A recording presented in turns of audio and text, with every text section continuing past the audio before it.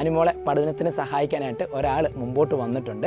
നമ്മൾ എത്ര ദൈവവിശ്വാസമുള്ളവരാന്ന് പറഞ്ഞാലും ദൈവം ആർക്കും ഒന്നും നേരിട്ട് കൊണ്ട് കൊടുക്കാറില്ല. ഫിക്സിന്റെ അസുഖം കുഞ്ഞിലെ പോലുള്ളത് 6.5 വയസ്സിൽ മരുന്ന് കഴിക്കാൻ തുടങ്ങിയത്. ഒരുപാട് കാര്യങ്ങൾ ഈ കയ്യിന്ന് ചെയ്ത്, പ്രത്യേകിച്ച് എൻ്റെ മിസ്സിനോട് ഇംഗ്ലീഷ് ഒന്നും അറിയത്തില്ലാത്ത മോളായിരുന്നു എൻ്റെ മിസ്. വീട്ടിൽ കൊണ്ടുപോയി ഇരുത്തി പഠിപ്പിച്ച് ഇംഗ്ലീഷിന് ഫുള്ള് A+ മേടിച്ചു. മാംഗോ ബിഡാസ് കാണാൻ കൊണ്ടുപോയി നമ്മുടെ ബ്ലെസ് സാറിന്റെ ബർത്ത്ഡേ. എന്നെ കൊണ്ട് എൻ്റെ മോളെ അതിലൊന്നും കൊണ്ട് കാണിക്കാൻ പറ്റത്തില്ല. എനിക്ക് മുട്ടിന് വേദന വന്ന് മരുന്ന് എടുത്തതാണ്. പക്ഷെ അതിൽ നിന്ന് കിഡ്നിക്ക് 2 നീർക്കെട്ടായി. നമുക്ക് കിട്ടിക്കൊണ്ടിരുന്ന സാമ്പത്തികം എല്ലാം നിന്നു. അങ്ങനെയും താഴ്ന്നതിലുള്ള പിള്ളേരെ ഫുൾ സപ്പോർട്ട് ചെയ്ത് നിർത്തി താങ്ങുനടലായിട്ട് നിൽക്കാൻ പറ്റിയ ഒരു നല്ല ടീച്ചറായിട്ട് നിൽക്കണം എന്നാണ്. 45 പിള്ളേരുടെ അമ്മയാണ് ശ്രീദേവി. അമ്മ മാത്രം ഇതുവരെ എൻ്റെ അടുത്ത് ഒന്നും ആവശ്യപ്പെട്ടിട്ടില്ല. വേറെ ആർക്കെങ്കിലും ആവശ്യമുണ്ടെങ്കിൽ ഇത് ചെയ്തോ ഇങ്ങനെയൊക്കെ പറയുന്ന ഒരു അമ്മേനെ ഞാൻ ആദ്യമായിട്ടാണ് കാണുന്നത്. നമ്മൾ കൃത്യമായ കരങ്ങൾ കണ്ടെത്തിയിട്ട് അവിടെയാണ് ആ പണം എത്തിക്കുന്നത്. പ്രധാനമായിട്ടും എഡ്യൂക്കേഷൻ. ഈ ഒരു പ്രൊജക്ടിന്റെ ഭാഗമാകാൻ ആഗ്രഹിക്കുന്ന നിങ്ങൾക്ക് ഓരോരുത്തർക്കും ഇതിന്റെ ഭാഗമായി മുമ്പോട്ട് വരാം. ടീം ഇപ്കായ് എന്ന നമ്മുടെ പ്രൊജക്ട് സ്റ്റാർട്ട് ചെയ്യുമ്പോൾ നമ്മുടെ മുമ്പിലെ ആശയം ബൈബിളിൽ പറഞ്ഞ ആ വചനം തന്നെയായിരുന്നു. 99ന്റെ പുറകെ പോവുകയല്ല, കൂട്ടം തെറ്റിയ കുഞ്ഞാടിനെ കൈപിടിച്ചുയർത്തുക എന്നുള്ളത്. 99ന് ഫുൾ A+, A1 മേടിക്കാൻ കഴിവുള്ളവരാണ്. അവർക്ക് സാഹചര്യം ഒരുക്കി കൊടുത്താൽ മതി. പക്ഷേ ആ കൂട്ടം തെറ്റിയ കുഞ്ഞാടിനെ സപ്പോർട്ട് ചെയ്യുക എന്നുള്ളത് എളുപ്പമുള്ള കാര്യമല്ല. അവർക്കാണ് യഥാർത്ഥ സപ്പോർട്ട് നൽകേണ്ടത്. ആ ഒരു ആശയമായി ഞങ്ങൾ മുമ്പോട്ട് വന്നപ്പോൾ ഞങ്ങൾ 2 ബാച്ച് കുട്ടികളെ സെലക്ട് ചെയ്തു. അതിൽ 2ാം ബാച്ചിലെ ഒരു കുട്ടിയുടെ വീട്ടിലാണ് ഇപ്പോൾ നിൽക്കുന്നത്. അനുമോൾ കെ ബിജു. അനുമോൾ മിടുക്കിയാണ്, നന്നായിട്ട് പഠിക്കണമെന്ന് അതിയായ ആഗ്രഹമുണ്ട്. എന്നാൽ അനുമോളിലെ ഉണ്ടായ കുറച്ച് പ്രതിസന്ധികൾ, പ്രത്യേകിച്ചും ആരോഗ്യപരമായിട്ടുണ്ടായ പ്രതിസന്ധികളും കാര്യങ്ങളും അനുമോളെ പഠിക്കുന്ന കാര്യങ്ങൾ കുറച്ചൊക്കെ ഇടയ്ക്ക് പുറകോട്ട് വലിക്കേണ്ടി വന്നു. പക്ഷേ വിട്ടുകൊടുക്കാൻ തയ്യാറായിരുന്നില്ല, പ്രത്യേകിച്ചും അനുമോളുടെ അമ്മ. ഇന്ന് നമ്മളിവിടെ വന്നിരിക്കുന്നത് അനുമോളെ പഠനത്തിന് സഹായിക്കാനായിട്ട് ഒരാൾ മുമ്പോട്ട് വന്നിട്ടുണ്ട്. അപ്പോൾ അനുമോൾക്കൊരു ചെറിയ സപ്പോർട്ട് നൽകിക്കൊണ്ട് നമുക്ക് അനുമോളുടെ കഥയും കാര്യങ്ങളും കേൾക്കാം. ഷൈനി ചേച്ചി, അനുമോൾ പഠിക്കുന്നു എന്നറിഞ്ഞപ്പോൾ പഠിക്കുന്ന കുട്ടിയെ സപ്പോർട്ട് ഞാൻ തയ്യാറാണെന്ന് പറഞ്ഞാണ് വന്നേക്കുന്നത്. ഷൈനി ചേച്ചി, ഈ തുക എവിടെ നിന്നാണ് കിട്ടിയെന്നും എങ്ങനെ നൽകുന്നത് പറയുവേ.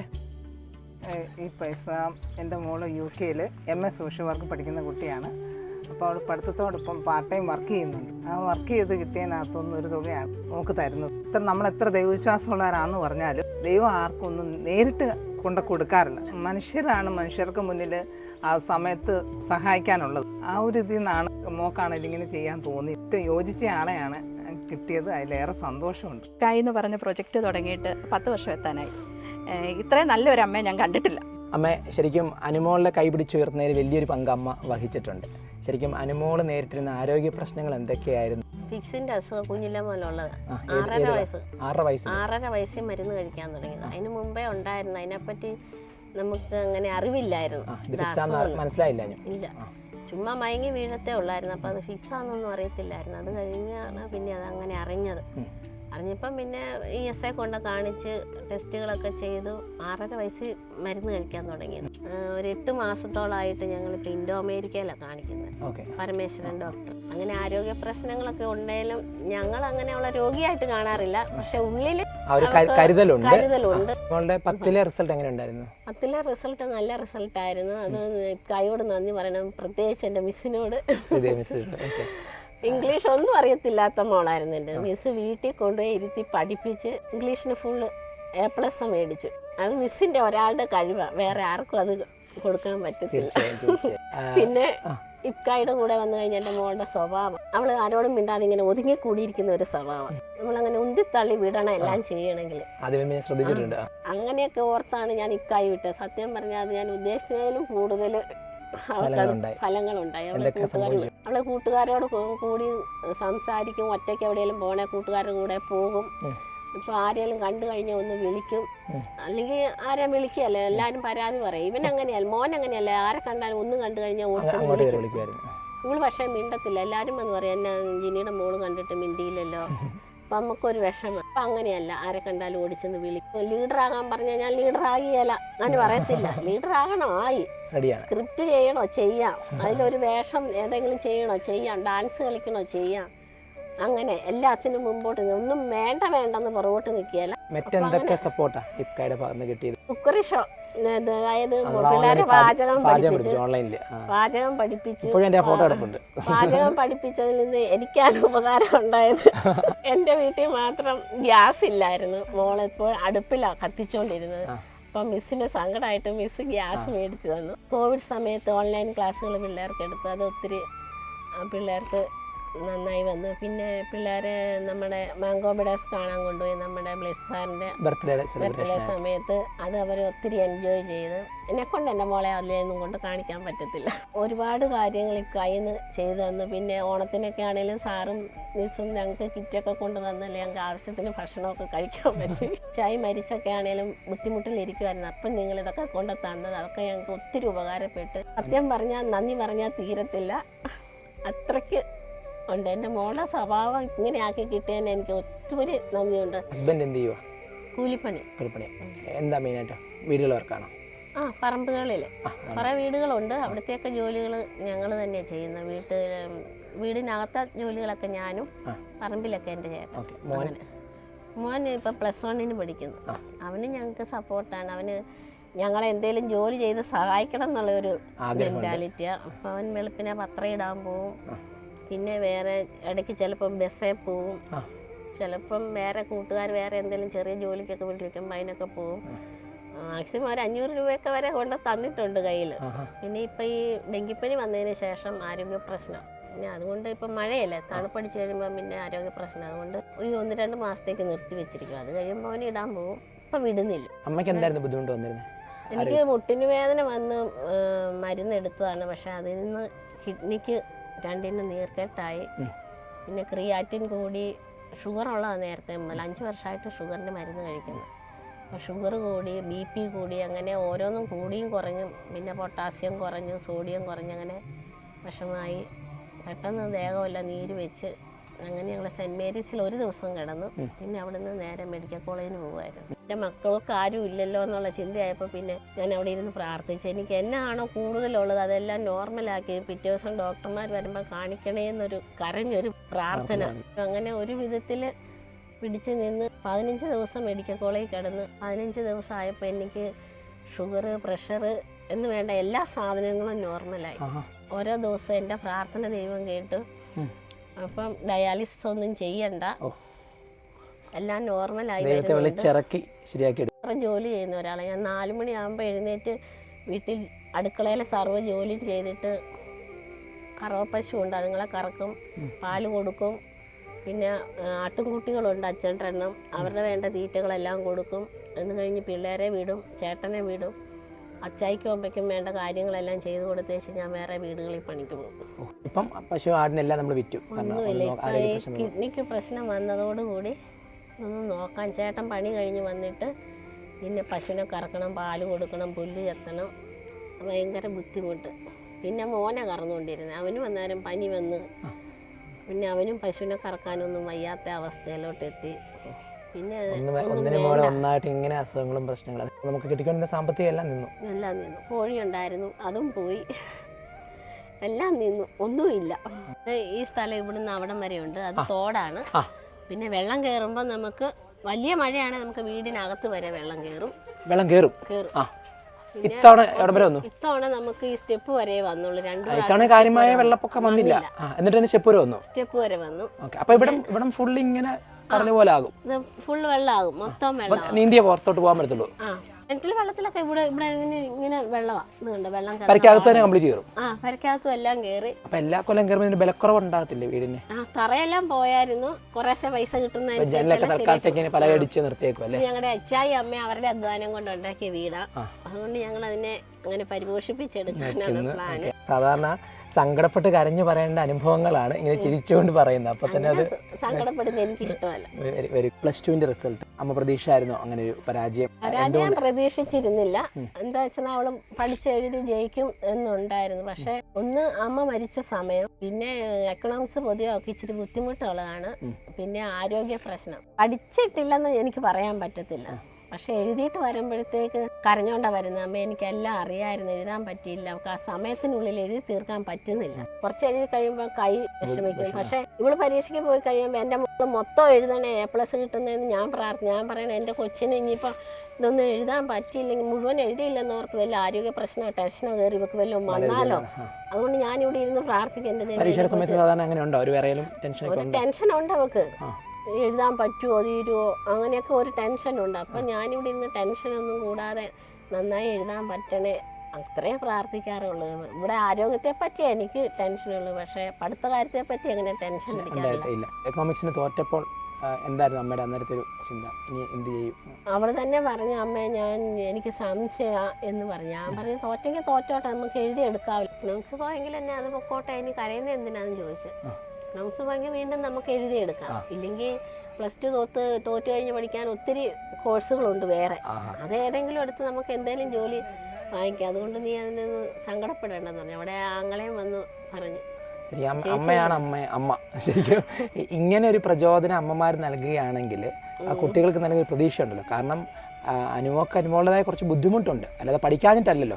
പഠനത്തിനുള്ള ഈ ഒരു ബുദ്ധിമുട്ടുകൊണ്ടാണല്ലോ ഇതിലേക്ക് വന്നത്. അപ്പം ഇനി അനുമോളുടെ ആഗ്രഹം എന്താ? അനുമോളെ നമുക്കിനി അവൾക്ക് വേറെ ഒന്നും ആകണ്ട. അവള് കുഞ്ഞിലേ മുതൽ അവള് പഠിക്കുന്ന സമയത്ത് ഈ ചെടികളെല്ലാം അടിച്ച് അവരെ പഠിപ്പിക്കുക. ഇവിടെ ജോലി, ഇവിടെ 1ാം ക്ലാസ് മുതൽ ഇവിടെ ഒരു ജോലിയാണ്. അവള് പഠിക്കുക, ഒരു വടിയെടുക്കുക, ഈ ചെടികൾ മൊത്തം അടിച്ച് പഠിപ്പിക്കുക അവരെ.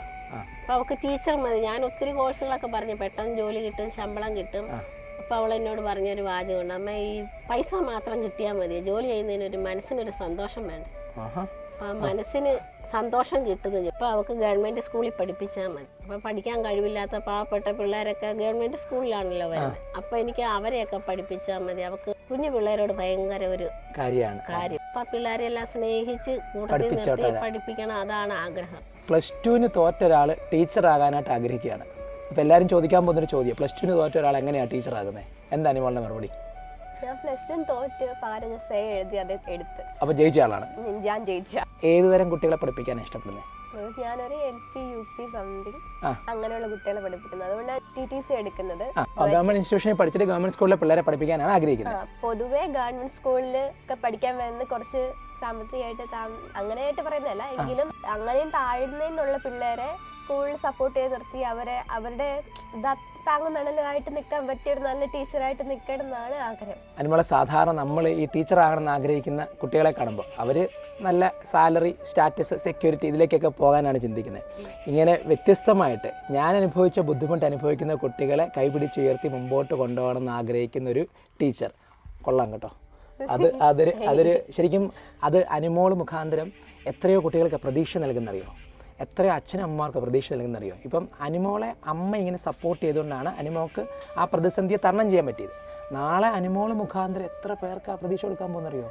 അപ്പോൾ അതിന് എല്ലാവിധ ആശംസകളും. അപ്പോൾ ഇപ്പോഴുണ്ടായിരിക്കുന്ന ചലഞ്ചസിന് അപ്പുറത്തേക്ക് അമ്മയുടെ കണ്ണീര് തുടച്ചു മാറ്റുന്ന ഒരു വ്യക്തിയായി മാറണം. സന്തോഷമുണ്ട് അനുമോൾക്ക് ടീച്ചർ ആകണം എന്നൊരാഗ്രഹം പറഞ്ഞതിൽ. കാരണം എൻ്റെയും ചെറുപ്പത്തിലേ ഉള്ള ഒരു ആഗ്രഹം ടീച്ചർ ആകണമെന്നുള്ളതായിരുന്നു. അതെന്തുകൊണ്ടാണെന്ന് ചോദിച്ചാൽ ഞാനൊരു ഇടത്തര സ്റ്റുഡൻ്റ് ആയിരുന്നു, ഒരിക്കലും ഒരു മിടുക്കി വിദ്യാർത്ഥിനി ആയിരുന്നില്ല. എന്നോട് സ്നേഹത്തോടെ ഇടപെട്ട ചില അധ്യാപകരുടെ ആ ഒരു ഇടപെടൽ എന്നെ വളരെയേറെ സ്വാധീനിച്ചു. ഇങ്ങനെ കുട്ടികളെ സ്വാധീനിക്കാൻ സാധിക്കുന്നത് ടീച്ചേഴ്സിനാണല്ലോ കൂടുതലും എന്നുള്ള ആ ഒരു ആഗ്രഹത്തിൽ നിന്നുമാണ് എനിക്കും ഒരു അധ്യാപികയാകണമെന്ന് ആഗ്രഹം ഉണ്ടായത്. ഞാനൊരു അധ്യാപികയായിട്ട് എൻ്റെ ആദ്യ ക്ലാസ്സിലേക്ക് കാലെടുത്ത് വെച്ചപ്പോൾ എൻ്റെ ഉള്ളിൽ തോന്നിയത്, എന്നെ സ്വാധീനിച്ച ആ അധ്യാപിക, അവരുടെ മുഖത്തുള്ള ആ പുഞ്ചിരി അതെന്നും എൻ്റെ മുഖത്തുണ്ടാവണം. എൻ്റെ വീട്ടിൽ എന്തെങ്കിലും പ്രശ്നം ഉണ്ടായിക്കോട്ടെ, എൻ്റെ മനസ്സിൽ എന്തെല്ലാം വിഷമങ്ങൾ ഉണ്ടായിക്കോട്ടെ, പക്ഷേ അതൊരിക്കലും എൻ്റെ വിദ്യാർത്ഥികളുടെ മുന്നിൽ ഞാൻ പ്രകടിപ്പിക്കത്തില്ല. ഏറ്റവും സുന്ദരമായിട്ട് ഒരു ദിവസം തുടങ്ങാനും ഒരു ദിവസം അവസാനിക്കാനും ഒരു സ്കൂൾ ജീവിതത്തിൻ്റെ കാലഘട്ടത്തിൽ മാതാപിതാക്കളെ വിട്ടിട്ട് കുഞ്ഞുങ്ങൾ നമ്മളോടൊപ്പം വരുമ്പോഴേക്കും ഏറ്റവും സന്തോഷത്തോടു കൂടി അവരോടൊപ്പം ചെലവഴിക്കാൻ കുറച്ച് സമയം, അതാണ് നമ്മളെ ഏൽപ്പിച്ചിരിക്കുന്നത്. അപ്പം ഞാൻ ഓർക്കുമായിരുന്നു, അനുമോൾ പറഞ്ഞില്ലേ ഒത്തിരി പേരെ ചേർത്ത് നിർത്തണം, ഒത്തിരി കുട്ടികളെ ചേർത്ത് നിർത്തണം, സാമ്പത്തികമായിട്ട് കഴിവ് കുറഞ്ഞവരായിരിക്കാം, മറ്റെന്തെങ്കിലും പ്രശ്നമുള്ളവരായിരിക്കാം, അവരെ ചേർത്ത് നിർത്തണമെന്ന് പറഞ്ഞില്ലേ. 20 വർഷം അധ്യാപികയായിരുന്നപ്പോൾ എനിക്കും അത് സാധിച്ചു എന്ന് ഞാൻ ഇപ്പോൾ തിരിഞ്ഞു നോക്കുമ്പോൾ വിശ്വസിക്കുന്നുണ്ട്. കാരണം എവിടെ ചെന്നാലും ഏതെങ്കിലുമൊക്കെ കുട്ടികൾ ഓടി വരും. അപ്പോൾ എൻ്റെ മക്കൾ പറയും, എവിടെ ചെന്നാലും ഒന്നെങ്കിൽ അച്ചാച്ചൻ പഠിപ്പിച്ച പിള്ളേരല്ലേ അമ്മച്ചി പഠിപ്പിച്ച പിള്ളേർ വരുമല്ലോ. എന്തുകൊണ്ടാണ് അവർ വരുന്നത്? നമ്മൾ അന്ന് അവരോട് സ്നേഹത്തോടെ ഇടപെട്ടതുകൊണ്ട് മാത്രമാണ്. ഒരിക്കലും ഒരു സ്ട്രിക്റ്റ് ആയിട്ടുള്ള ഒരു അധ്യാപിക ആയിരുന്നെങ്കിൽ അവർ ആ വിഷയം പഠിച്ച് അവർ മിടുക്കരാകും, പക്ഷേ അവരുടെ ഹൃദയത്തിൽ ഇടം പിടിക്കാൻ നമുക്ക് സാധിച്ചു എന്ന് വരികയില്ല. അപ്പോൾ അനുമോൾ ആഗ്രഹിക്കുന്നത് തീർച്ചയായിട്ടും ഇതുപോലെ ഹൃദയത്തിൽ ഇടം പിടിക്കുന്ന ഒരു ടീച്ചർ ആവാനാണ്.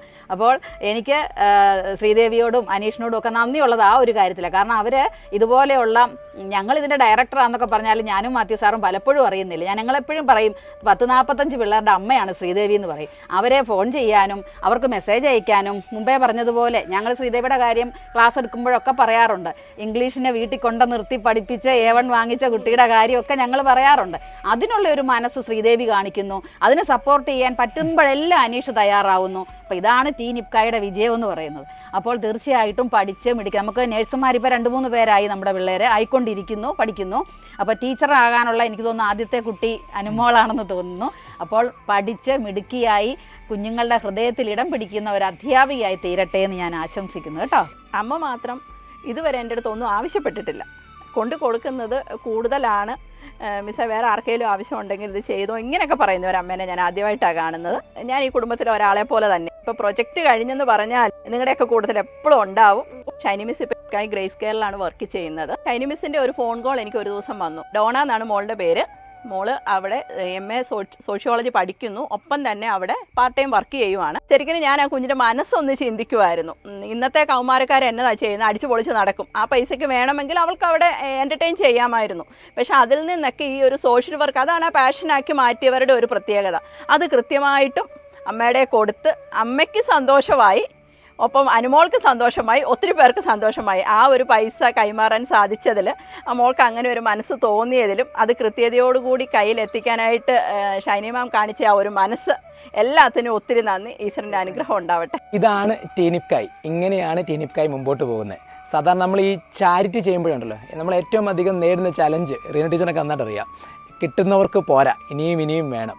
അനർഹമായ കൈകളിലേക്ക് ആ പൈസ പോകുന്നു. ഇതൊക്കെയാണ് ഏറ്റവും വലിയ ചലഞ്ച്. പക്ഷേ ഇവിടെ നമ്മൾ കൃത്യമായ കരങ്ങൾ കണ്ടെത്തിയിട്ട് അവിടെയാണ് ആ പണം എത്തിക്കുന്നത്. പ്രധാനമായിട്ടും എഡ്യൂക്കേഷൻ, പഠിക്കാൻ ആഗ്രഹിക്കുന്ന അനുമോളെ പോലെയുള്ള മിടുക്കികളായിട്ടുള്ള കുട്ടികൾക്ക് പലവിധ കാരണങ്ങളാൽ അവർക്ക് പല പ്രതിസന്ധികളുണ്ടാകാം. ആരോഗ്യപരമായ പ്രതിസന്ധി ഉണ്ടാകാം, വീട്ടിലെ സാഹചര്യങ്ങൾ കൊണ്ടുണ്ടാകാം, മേ ബി ചിലപ്പം ഡിസബിലിറ്റി കൊണ്ടൊക്കെ ആകാം. പക്ഷേ അവരെ ഒരു കൈ പിടിച്ചുയർത്തുക, ആ കൂട്ടം തെറ്റിയ കുഞ്ഞാടിന് കൈ കൊടുത്ത് ഉയർത്തുക എന്നുള്ള ലക്ഷ്യപ്രകാരമാണ് നമ്മളിത് മുമ്പോട്ട് പോകുന്നത്. ആ മുമ്പോട്ട് പോകുമ്പോൾ കൃത്യസമയത്ത് ഇങ്ങനെ ദൈവദൂതന്മാരൊക്കെ നമ്മുടെ മുമ്പിലേക്ക് വരും അവരെ സഹായിക്കാനായിട്ട്. ശരിക്കും ഞാൻ ഈ ഡോണയെക്കുറിച്ച് മനസ്സിലാക്കിയപ്പോൾ എനിക്ക് അത്ഭുതം കൂടെ തോന്നിയേ. കാരണം നമ്മുടെ നാട്ടിൽ പഠിക്കുന്ന പിള്ളേർ അവർ പറഞ്ഞു ഇവിടെ പാർട്ട് ടൈം ജോബ് ഇല്ല, മാർഗ്ഗമില്ല എന്നാണ്. ഡോണ ഇത്രയും തിരക്കിൽ പഠിക്കുന്നു, പാർട്ട് ടൈം വർക്ക് ചെയ്യുന്നു, അതിൽ നിന്നൊരു തുക എല്ലാ മാസവും കണ്ടെത്തി ഇതിനുവേണ്ടി ചെയ്യുമെന്ന് പറയുമ്പോൾ അതൊരു നിസ്സാര കാര്യമല്ല. ശരിക്കും ഡോണയ്ക്ക് പ്രത്യേകമായിട്ടുള്ള നന്ദി ഞങ്ങളുടെ എല്ലാവരുടെയും ഭാഗത്ത് നിന്ന് അറിയിക്കുകയാണ്. ഡോണ ഒരു മാതൃകയാണ് കേട്ടോ, നമ്മുടെ എല്ലാ യുവാക്കൾക്കും ഒരു മാതൃകയാണ്. ഡോണയ്ക്ക് മികച്ച ഒരു ജോലി, നല്ല വരുമാനം ഉണ്ടാകട്ടെ. കാരണം അത് 100 കണക്കിന് വിദ്യാർത്ഥികളുടെ പഠനത്തിന് വേണ്ടി സഹായകരമായി മാറുമെന്ന് ഞങ്ങൾ പ്രതീക്ഷിക്കുകയാണ്. അതോടൊപ്പം തന്നെ ഇതുപോലെയുള്ള 45ഓളം കുട്ടികളെയാണ് ഞങ്ങൾ സപ്പോർട്ട് ചെയ്യുന്നത്. ഞങ്ങൾ ഓരോ വീടുകളിലും പോയി കണ്ടെത്തി അവരുടെ ജീവിത സാഹചര്യങ്ങൾ നോക്കി അത് കൃത്യമായി സെലക്ട് ചെയ്യാൻ പറ്റുമെങ്കിൽ അവരെ സപ്പോർട്ട് ചെയ്യേണ്ടതാണെങ്കിൽ മാത്രം അങ്ങനെ നമ്മളൊരു സ്ക്രൂട്ടനിങ് കൃത്യമായി ശ്രീദേവി ചേച്ചിയുടെ നേതൃത്വത്തിൽ നടത്തിയാണ് നമ്മൾ ഇതുവരെ ആ പ്രോജക്റ്റ് റൺ ചെയ്ത്. 2ാമത്തെ പ്രോജക്റ്റിലെ അംഗമാണ് അനുമോൾ. അപ്പം ശരിക്കും അനുമോൾക്ക് ഇനി സപ്പോർട്ട് വേണോ, സാമ്പത്തികമായ സപ്പോർട്ട് വേണമെന്ന് ഞാൻ ചോദിച്ചപ്പോൾ പറഞ്ഞത് വേണ്ട സാറേ, നമ്മളുള്ളത് കൊണ്ടൊക്കെ കാര്യങ്ങൾ നടത്തിക്കൊണ്ട് പോകുന്നുണ്ട്, അർഹരായ വേറെ ആൾക്കാരുണ്ട് അവർക്ക് നൽകണമെന്നാണ്. പക്ഷേ ഞാൻ ഇവിടെ തുറന്ന് പറയുന്നു, അനുമോൾ നല്ലൊരു ടീച്ചറായി മാറും. ആ ടീച്ചറായി മാറുന്നോടം വരെ കുറച്ച് സപ്പോർട്ട് വേണം. കാരണം ആരോഗ്യ ബുദ്ധിമുട്ടും കാര്യങ്ങളുള്ളതുകൊണ്ട്. അപ്പോൾ നിങ്ങൾക്ക് ആർക്കെങ്കിലും സപ്പോർട്ട് ചെയ്യാൻ ആഗ്രഹമുണ്ടെങ്കിൽ അതിന് ഏറ്റവും അർഹമായ കൈകളാണ് ഇവിടെ. നിങ്ങൾക്ക് ഇവിടെ വന്ന് കണ്ട് മനസ്സിലാക്കി നേരിട്ട് നൽകാം. അതല്ലെങ്കിൽ ശ്രീദേവി മാം വഴി നിങ്ങൾക്ക് സപ്പോർട്ട് ചെയ്യണമെങ്കിൽ അങ്ങനെയും നൽകാം. ശ്രീദേവി മാമിൻ്റെ കോൺടാക്ട് നമ്പർ നൽകാം. ഈ ഒരു പ്രൊജക്റ്റിൻ്റെ ഭാഗമാകാൻ ആഗ്രഹിക്കുന്ന നിങ്ങൾക്ക് ഓരോരുത്തർക്കും ഇതിൻ്റെ ഭാഗമായി മുമ്പോട്ട് വരാം. കാരണം നമ്മൾ കൃത്യമായ കാര്യങ്ങൾ കണ്ടെത്തി അവരെ സപ്പോർട്ട് ചെയ്ത് വിദ്യാഭ്യാസം വഴി സമൂഹത്തിൽ മാറ്റം ഉണ്ടാക്കാനായിട്ട് ഇറങ്ങി തിരിച്ചവരാണ്. ആ ആശയം നടത്തി വരുന്നവരാണ് ഞങ്ങളുടെ ഡയറക്ടറായിട്ടുള്ള മാത്യു കണവൽ സാറും റീന ടീച്ചറും ഞങ്ങളുടെ പേട്രൺ ബ്ലസ്സി, നിങ്ങൾക്ക് എല്ലാവർക്കും അറിയാം, പ്രശസ്ത സംവിധായകൻ ബ്ലസ്സി. ഞങ്ങളെല്ലാം ഇങ്ങനെ ഹൃദയം കൊണ്ട് ജീവിക്കുന്നവരാണ്. ഹൃദയം കൊണ്ട് ഇങ്ങനെ കണക്ട് ചെയ്ത് ജീവിതങ്ങളിൽ മാറ്റം ഉണ്ടാക്കാനായിട്ട് നിമിത്തങ്ങളായി മാറിക്കൊണ്ടിരിക്കുന്നവരാണ്. അപ്പോൾ എല്ലാവർക്കും ഈ വീഡിയോ കണ്ട എല്ലാവർക്കും നന്ദി. ഇത്തരം നല്ല മെസ്സേജുകൾ എത്തിക്കാൻ ആഗ്രഹിക്കുന്നതിലേക്ക് ഈ വീഡിയോ ഒന്ന് പങ്കുവെക്കുക. കാരണം ഇതുപോലെ അനുമോളെപ്പോലെ പഠിക്കാൻ ആഗ്രഹിക്കുന്ന ഒത്തിരി പേരെ സഹായിക്കാനുള്ള നല്ല കരങ്ങൾ എവിടെയൊക്കെ ഇരിപ്പുണ്ട്. അവരിലേക്കൊക്കെ മെസ്സേജ് ചെല്ലട്ടെ, പരസ്പരം സഹായിക്കാൻ സാധിക്കട്ടെ, ഇതുപോലെ പ്രതീക്ഷയായി മാറാൻ സാധിക്കട്ടെ. Thank you so much.